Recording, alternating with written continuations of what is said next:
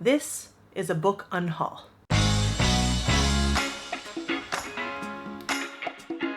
I feel guilty that I haven't read these books yet.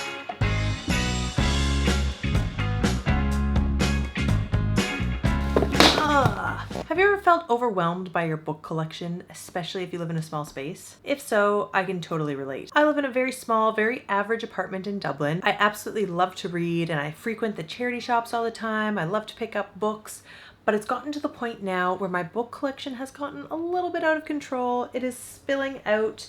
I don't mind having stacks of books lying around. I love books, I think they look nice, but my issue is that it's gotten to the point where I've got some books on these shelves that I'm not inspired by. I just don't think I'm ever going to read them. They either make me feel guilty for having not read them, or they're just taking up space, and when I look at them I think like, oh, I don't want to read that, and then maybe I'm going to end up scrolling on my phone instead. The goal of today is to be surrounded only by books that I either absolutely love or I feel like I cannot wait to read them. I'm not getting rid of books that I've read just for the sake of it. I have enough space. I like owning books. I do have access to a library as well, and I do have a Kindle, but I really love having like physical books in my space. It's just one of those things, like one of the only things that I collect. Another thing is that all these books, like they did not break the bank. I get pretty much every book from the charity shop. So really cheap, oftentimes they're only €1, maybe €2. There's also like free little libraries around that you can like bring a book, swap a book, that kind of thing. So it's not like I'm spending a fortune on books here, Every so often I do buy brand new books, especially, if it's a favorite author and I want to support the author. But yes, in general, these are all secondhand books. My goal for today is to see if I can declutter at least 20 books. So if you want to follow along and see if I can actually reach that goal, I'm going to talk through some of the books along the way, my thought process as to why I would keep something or why I would pass something on. And I just want to let you know that all of the books that I do get rid of will absolutely be going to a really good home. I'm either going to bring them back to the charity shop, or there's a really nice like little library, one of those free libraries on the street that I could bring some books to. I might be getting rid of some duplicate copies that I have of books. So any book that I really love that I have a duplicate of, I will gift that to people I care about, or I will bring them to the book swap at my book club. So no matter what, these books that I bought all secondhand in the first place will absolutely be going to a good home. All right, do you think I can declutter 20 books? Put your prediction in the comments below, and then we'll see what I can do.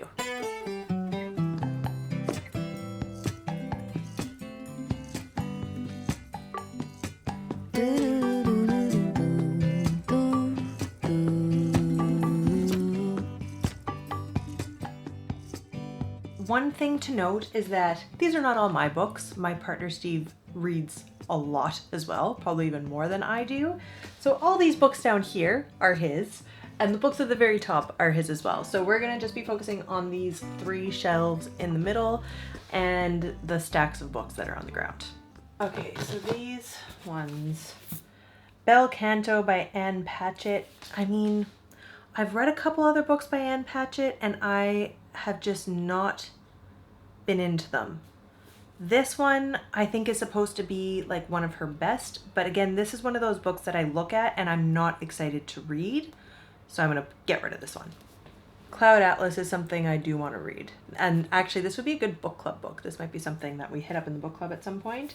Still Alice is something that I am interested in as well. I was a little bit like scared to read it because I find Alzheimer's disease so sad, like so devastating, and this is about a woman who has early onset Alzheimer's, but my sister read it recently and she really loved it. I think it was like one of the best books that she read recently, so this is something I'm going to give another chance still. Maybe I won't talk you through all of the books because that's going to take forever, isn't it? I'm just going to talk you through the ones that I'm going to get rid of, perhaps. Yes. I didn't even know I had this one.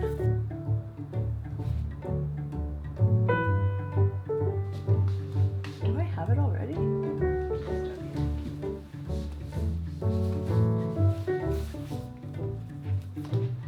Not really interested in love stories. I'm gonna get rid of that.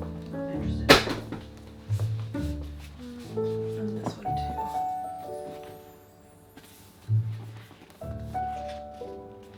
I did read one book by Jojo Moyes that I liked. This one is called Someone Else's Shoes. I'm not really excited to read this one, so I'm gonna get rid of it.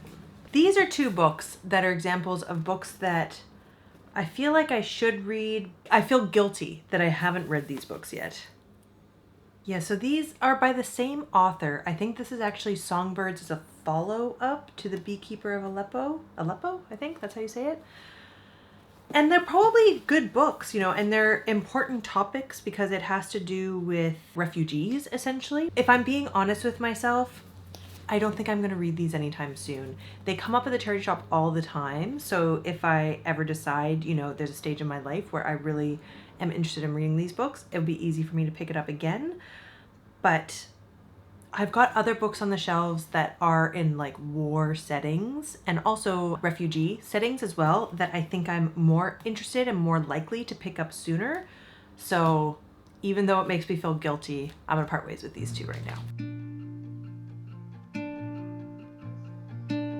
This book, Less, by Andrew Sean Greer. I kind of knew that I was going to part ways with this book. It's one of those books, again, it won the Pulitzer in 2018, the Pulitzer Prize for Fiction. And I see it pop up all the time and I always keep thinking like, oh, I should probably read that. I should probably read it. And so then I did pick it up one day, but it's interesting actually. One of you guys had commented in a recent book video of mine saying that like you read it, you didn't really like it. And it just, again, when I flip through it, I'm actually not keen to read it. I don't know if it's the writing style or just the topic or again, the stage of life that I'm currently in. You know, maybe in however many years from now, I'll think this is the best book ever. But right now, I know I'm not interested in reading it. So I'm going to get rid of it.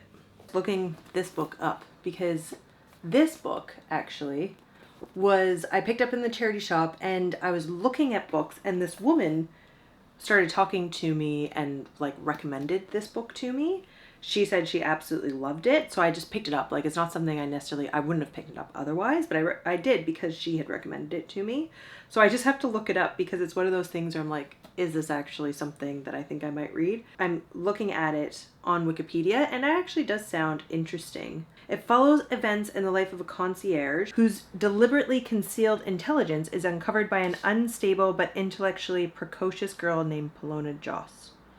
Paloma is the daughter of an upper class, blah, blah, blah, blah, blah. Apparently, it is full of allusions to literary works, music, films, and paintings. So that's quite interesting.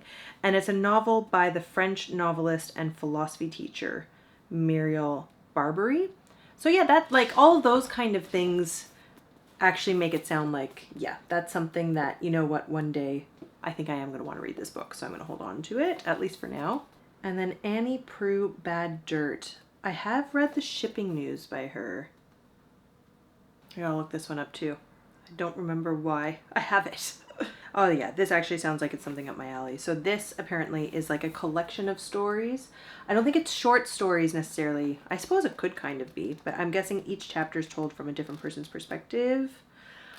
Oh, maybe it is short stories.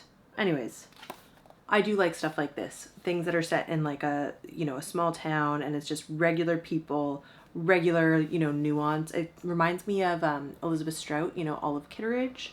And actually the book that we're going to be reading for my book club soon is like an Irish version of that too. So that's something that, yeah, I'm going to try to pick this up and actually read it at some point. If anything, it's always good to do this because I am now reminded by these couple of books that I actually am genuinely interested in reading, but I just haven't been thinking about. I kind of forgot about them. So now that I know they're here, they're going to be, you know, ranked higher on my TBR. So that's good. It's still progress. Even though I'm not getting rid of them, I consider this to be progress.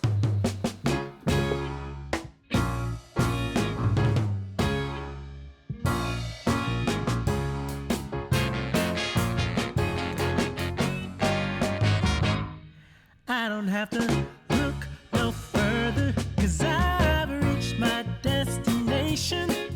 I used to be lost, but now I'm found. As long as I know that you'll be around, I don't have to keep on searching. I was thinking about getting rid of this book, The Comfort Book by Matt Haig. I have read The Midnight Library by him and I liked it. I know it's one of those books that people kind of love it or hate it, and I enjoyed it. And kind of what's happening here, a lot of the books, non-fiction books that I have, I might be passing on because I actually really enjoy listening to nonfiction. I like reading it as well, but it's good for me to have some books that I like to listen to because I don't like listening to fiction typically. But I think I might have to keep it because I've just flipped through the books, and it's nice sometimes to see things that are so poetic actually written down, not just listening to it. So this is like a tiny excerpt called Watch the Stars. I can remember one night in the middle of a depression feeling suicidal and looking up at a cloudless sky of infinite stars. I felt a mental pain so deep it was physical. But seeing the sky, our small glimpse of the universe, flooded me with hope that I would one day be able to appreciate such a sight again. Beauty is any moment that makes us gasp with the hope and wonder of life, and the world is full of such moments. They shine in the dark, and they are ours for the taking. Dwell on the beauty of life, wrote Marcus Aurelius in his Meditations 2 millennia ago. Watch the stars and see yourself running with them. I thought that was pretty nice. He references a lot of Marcus Aurelius, and then I enjoy whenever I read books, or listen to podcasts or whatever that reference Marcus Aurelius, but I have not read Marcus Aurelius. Maybe I just need to go straight to the source with that, Here's another one. Yeah, it looks like he's just talking about Marcus Aurelius loads. And it's like this, like in kind of small, oftentimes small sections. Some of the sections have more pages, but this, honest seeing. Ignorance shrinks us. The true challenge we face is to look at ourselves and the world honestly. One of the challenges Marcus Aurelius said himself was to look things in the face and know them for what they are. I don't know. I think I'm going to hold on to this.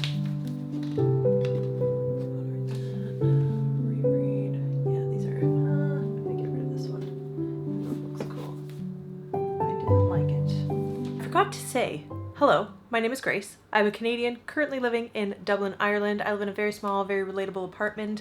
I like to make very cozy at-home videos where it feels like you and I are just, friends hanging out. So if any of that sounds good to you, I would love if you'd subscribe. But in the meantime, let's get back to the video. Okay, now we're going to go through the stacks of books that I have on the floor. Most of these books, I think I'm probably going to end up keeping because they're mostly like new acquisitions or things that I've recently read that I enjoyed. So anyways, this should be pretty quick for me to just rapid fire go through these. This is from my book club. We actually read this recently, Bonjour Tristesse. Really fun summer read, and it's actually like a classic. It was written in the 50s by a French author, Francois Sagan, I'm not sure. She was only 18 when she wrote this book, and it is actually about a 17-year-old. So it's about a 17-year-old girl who is in the French Riviera with her father on holidays in the summer. Her mom has passed away however many years ago, and her father is like this super charismatic, hedonistic kind of guy. And they're just living this spontaneous party lifestyle, essentially. They're kind of best friends. It's not really a typical parent-child relationship. Anyways, he ends up getting with this woman who is way more mature and much more parental-minded, however you want to say. And they, end up getting engaged. And the daughter at first, loves that, thinks that that's pretty exciting. But then anyways, she discovers that the woman is going to compromise that lifestyle too much, so she sort of plots to break them up, and then we see the unraveling of that and how something like that affects all the different relationships and then feelings of guilt and whatever else. Anyways, I thought it was really good. It's only short. I personally really enjoyed it. Not everyone in our book club loved it. I think they all enjoyed it, but some, liked it more than others. I thought it was a good read. So yeah, Bonjour Tristesse. That is something that I would actually recommend. I just finished reading this too, Evenings and Weekends. So this was another book that I had put on for the book club as an option for our beach read theme. This takes place in London in 2019 over a weekend. It's like a heat wave in June. And we are getting different people's perspectives within like this one group of people. So like friend group, then there's a couple of like parents and whatever else. I loved it. I actually didn't want it to end. Again, it's one of those books that kind of gets some mixed reviews online. A lot of people love it, but some people really didn't like it. I have no idea how you wouldn't. I don't know. I'm not sure. But for me, I thought it was really, really good. I felt all of the emotions. It's not funny, but it's very real. And I definitely teared up at the end. It was kind of funny because when we're getting to sort of a pinnacle point, there's one relationship specifically that like made me feel pretty emotional. And I was at a cafe with Steve. We're drinking coffee and he's kind of talking about our holiday and we're having a nice time, but I'm reading, and then suddenly he starts talking to me and he looks up and he's, yammering on about exciting plans for holidays, and I've got like tears in my eyes. He's like, "Oh, the book?" And I was like, "Yeah." He's like, "Okay, I'll let you be." And I was like, "Oh my gosh." I couldn't read the last chapter or the last couple of chapters because it was just that. I mean, it's not like a huge tearjerker. There's just a couple of like emotional moments, and for me, oftentimes that's a sign of a good book. So anyways, Evenings and Weekends by Oisin McKenna, I did enjoy. And then this book, The Amusements by Angela Flannery, is our next book club read for August. So obviously I'm keeping that. Just finished reading this too. Oh, this is going to take too long if I recap all these books. But yes, I enjoyed it. I'm keeping it. It's annotated. That's to keep. That's to keep. That's to keep. Yeah, these are all books. This is a good example. These are books that I'm actually really excited to read. So that's why I'm keeping all of these books. And these are the ones too that I just want to be at the forefront more. They're either books that I've been looking for a long time and recently acquired, like this, The Commitments by Roddy Doyle. I've never read anything by Roddy Doyle. He's an Irish author that has written a ridiculous amount of books. You always see his books popping up in the charity shops, but a lot of them I'm not interested in reading. But The Commitments is one of his more famous ones. It was turned into a very successful film. And I feel like I need to read something by Roddy Doyle at some point. I think it's meant to be quite funny. But anyways, we finally found it, and it was only €1.50 from the charity shop. So that's what I'm talking about. Like all these books that I get, they're not breaking the bank. It's the same with this one. This is a popular Korean novel, I believe. And I'm looking forward to reading this too. And €1.50. What a buzz. Yes. Yes. Some books too. I mean, I recently read this and I enjoyed it.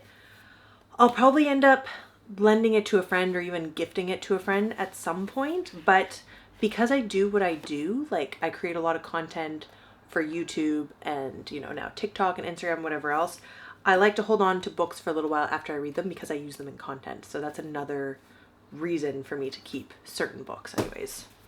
Another book club book. So all the book club books I'm going to keep because again, I make the content for the book club and it's like a nice memory, My first year doing a book club. It's been very exciting.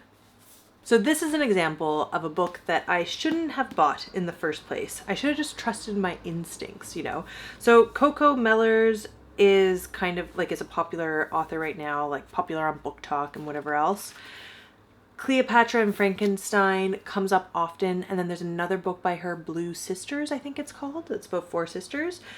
And again, I mean, I was quite drawn to the cover and the story sounds okay, but it was one of those where I feel like sometimes if it's been really popular and talked about in media or whatever, like it's something that I should be reading because of what I do.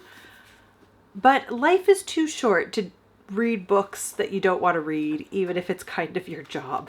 I have like flipped through this book a little bit.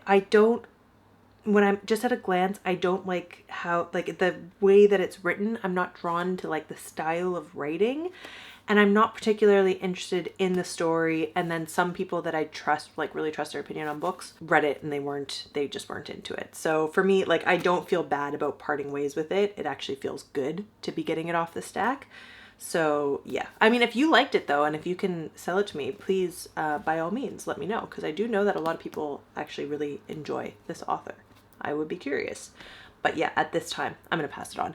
I don't need to be too worried about it. I didn't spend a fortune on it again. I got this at the charity shop for like €1, so it is okay.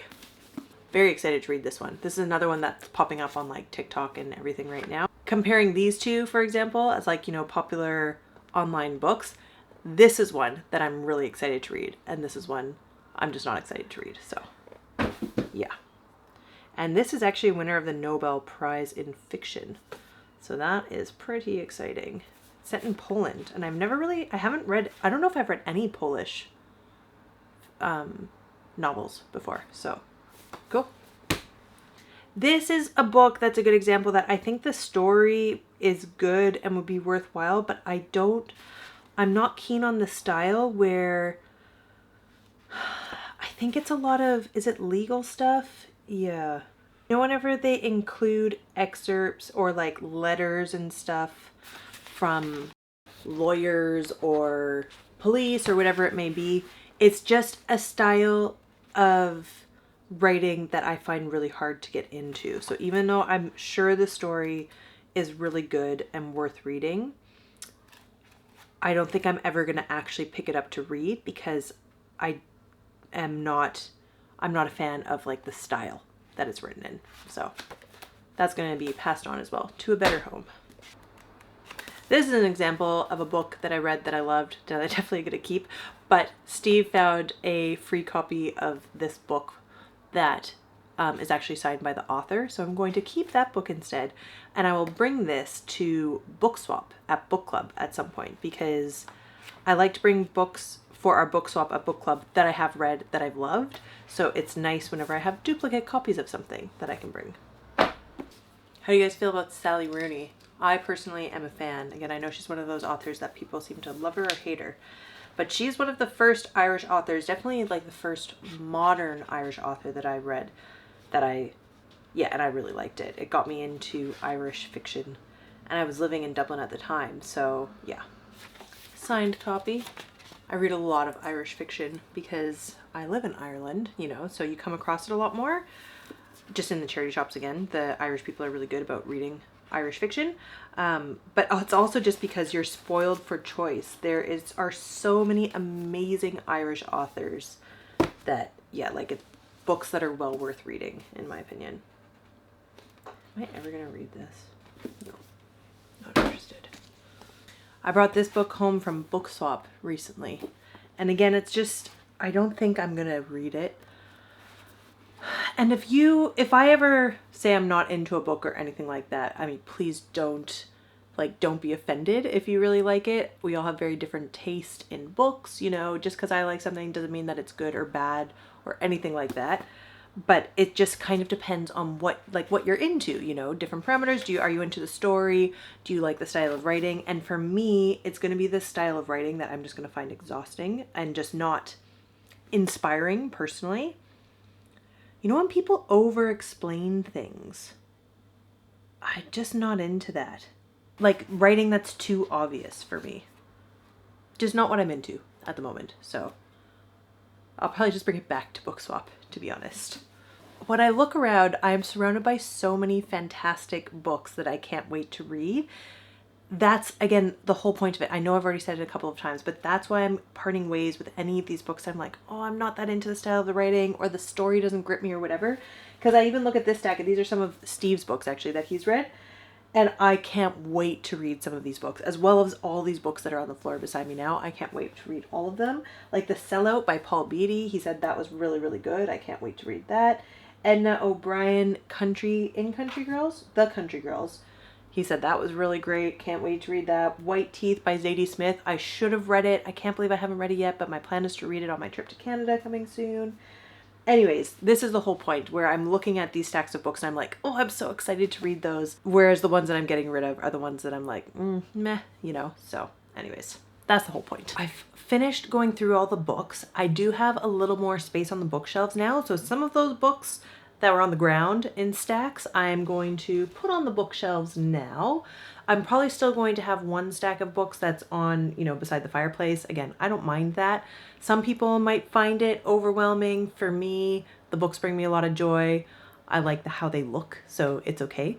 But I'm definitely going to utilize the free space that I have on the shelves as well. I'm going to try to categorize them as well. You know, obviously I'm going to keep authors with authors, and then I'm going to do a little bit of color coordination just to make it look nice. And then after that, we will do the final count and see if I met my goal and got rid of 20 books. The size of these shelves is a little bit obscure. I can't fit these bigger books upwards like this, standing. So I have to put those ones horizontal. So that's why, like, I kind of have them set up like that. And then also I do try to keep a teeny bit of free space just because I think visually it looks nice, you know, in the middle for these middle shelves to have a teeny bit of free space. So even though you might see some free space at the end, I'm not going to try to jam pack them.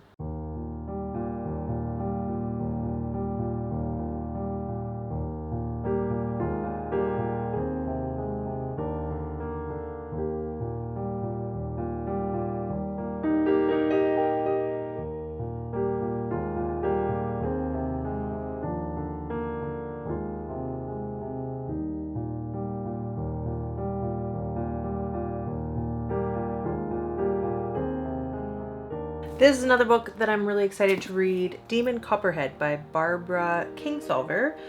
I know it was a really popular book when it came out. It was in the Women's Prize. It won the Women's Prize for Fiction, I believe. Yeah, it won the Women's Prize for Fiction in 2023. And yeah, I'm looking forward to it. This is a heavy duty book, so this is going to take, you know, some time to get through. Would be a good plain book, like something to bring on a long haul flight, but I'm gonna bring White Teeth, so I don't think I'm gonna bring this one to Canada this time round anyways.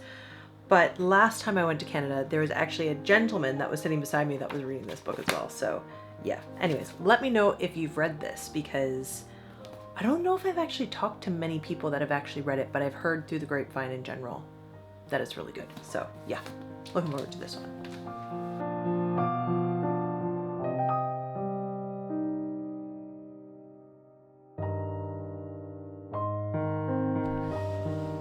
Very close.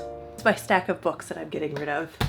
How many is it? 1, 2, 3, 4, 5, 6, 7, 8, 9, 10, 11, 12, 13, 14, 15, 16, 17, 18, 19, 20, 21, 22, 23, 24, 25, 26. So I got rid of 26 books in the end. I've gotten rid of these books for different reasons. So, I mean, this one, I have another copy in Canada. This duplicate copy, I'm going to gift it to someone else. Again, duplicate copy, going to gift it to someone else. Going to listen to it because I prefer to listen to the audiobook. Duplicate copy, didn't like it, wasn't that keen on it, not going to read it. So again, these books are all for different reasons. I did talk through some of them already, so I'm not going to bore you with talking about all those reasons again. But essentially, it comes down to whether there's books in here that I either read and didn't really like, started to read and didn't finish, or duplicate copies of books that I really liked and I'm going to pass on to friends and family. And then other books that it was just, you know, I had on the bookshelf. I thought at the time that I was going to, that I wanted to read them, but then they've been sitting there for a long time and I had to just be honest with myself and be like, why have I never picked this book up before? And am I ever going to do it? And the answer to that question for these books was no. At this stage of my life, I'm just not interested in reading them. So yeah, I think I did pretty good. 26 books, not bad. We got there in the end. I did actually do a video recently where I was, you know, organizing my bookshelves, but that's the thing when you live in a small apartment, you have to do these things frequently enough. Like sometimes it's a couple of times a year where you have to go through your stuff and just kind of reassess and see what you have. All of my books that are on these shelves are books that I'm really excited about. Again, either that I really loved or I just cannot wait to read. I have an amazing TBR, some books here that I'm just absolutely dying to read. So yeah, I feel really good about the progress that we made today. And I'm also really happy that the books that I'm not going to read right now, for whatever reason, will find a new home. If you made it to the end of the video, thank you so much. You guys are the absolute best. Stay tuned for more videos. I need to declutter the bathroom, but I'll probably include that just in like a regular at-home cozy vlog coming soon. I am also going to Canada for, you know, a family holiday soon, so I'm gonna do like a pack with me for a long haul flight. And then there's always, you know, a few solo cozy vlogs coming up. If any of that sounds good to you, don't forget to hit the subscribe button. As always, thank you so much for watching, and I hope to see you soon.